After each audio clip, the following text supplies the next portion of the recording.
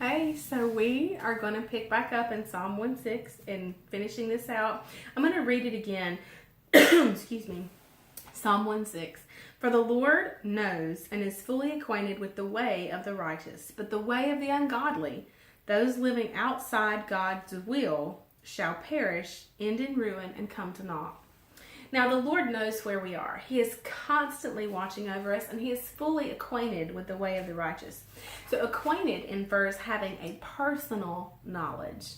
That's right. The Lord personally knows you, and He knows your way, and He is fully aware of you. So, definitions. I will tell you this, the Tehillim, which is a direct Hebrew translation of the Psalms, it translates Psalms 1:6 this way. For the Lord minds the way of the righteous. He minds the way of the righteous. To mind is to regard with attention. That He minds your way. He is aware, fully acquainted of where you are in the journey, what's going on in your life. There is not a detail of your life that He thinks is too small to be aware of. There is not something that's going on with you that He doesn't care about. If it matters to you, it matters to Him. It says that He is fully acquainted with. He knows and is fully acquainted with. He's aware, concerned with, alert, and watching over us. He's paying attention to your way, and He knows where you are. He knows exactly where you've been, and He knows where you're headed next. That should be comforting, that the Lord knows where we are, that He is fully acquainted with and mindful of where we are. The other part of that is that, but the way of the ungodly, and we talked in depth about the ungodly and who these people are, and in the way that the Amplified Bible translates it, the wicked, the ungodly are those disobedient and living without God. That they are choosing to be disobedient to His word. And we could even say act against or in opposition to the way He prescribed. If we've been talking about the way that the Father prescribes and the things that He's prescribed for us to do, and then the ungodly, the wicked, would be those who are acting in disobedience of that and acting in opposition of that. Well, this verse, when we break it down, it says those living outside of God's will. The ungodly are those living outside of God's will. So we have ungodly and wicked defined as those who are disobedient and living without God, and that they are those living outside of His will. But don't you know that what He has prescribed for us, the life in which He has prescribed for us, is His will for us? That His word, the instructions that He's given us, the way in which we are to live, that is His will. And if in living the way that He is teaching us and changing us to live holy as He is holy, if that's His will, then the promises that are attached to those prescriptions are also His will. That it is His will for us to receive His promises. Think about that. Reason it out with me. Think about it logically.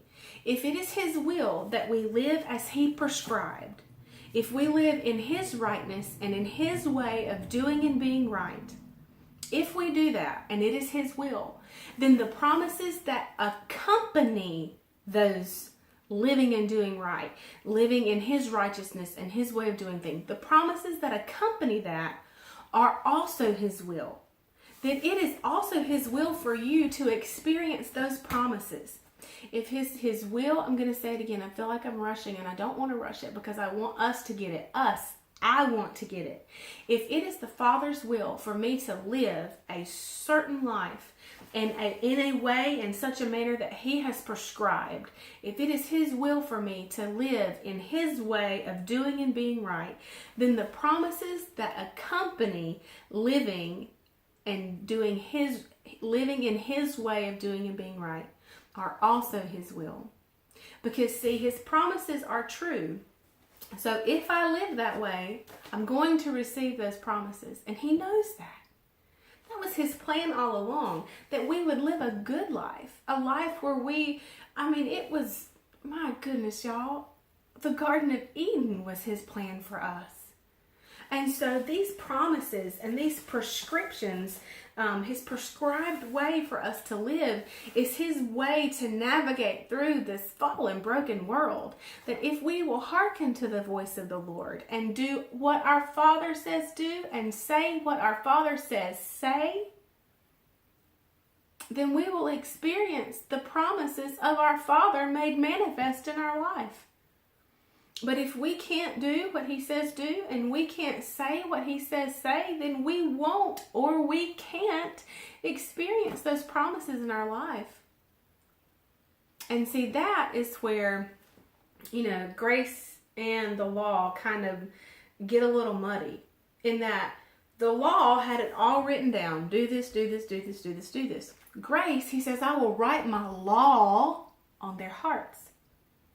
I will write my law on their hearts. So in our hearts, in our prayer time, when we hear, we sense our Father say, do this, then we do it.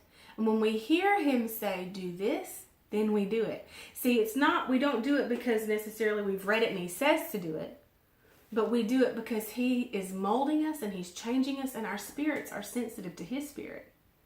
But if we see it written in the word, it's still his word.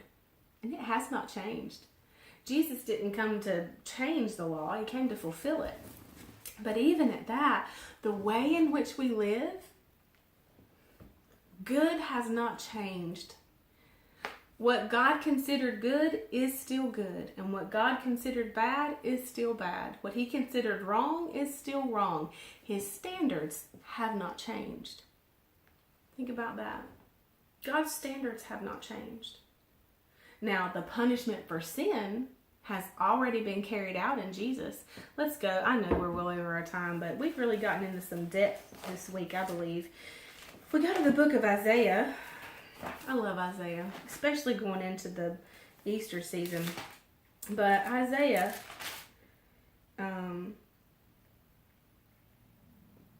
54:9, it says, "For this is like the days of Noah to me." So this is the promise. It's like he said the rainbow, he sent that as a sign of promise. "For this is like the days of Noah to me. As I swore that the waters of Noah should no more go over the earth, so have I sworn that I will not be angry with you or rebuke you." And the King James says wrath with you. It will not be wrath with you.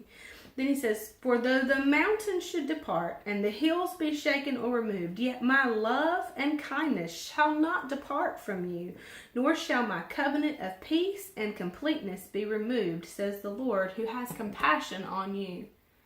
The wrath of God has been completely satisfied. But you and I still have a choice to be obedient and walk, as we're looking at here, and walk in his way of doing and being right, which is the way of the righteous, or the way of the ungodly, living outside of his will. I'll see you tomorrow to finish this up. Bye, y'all.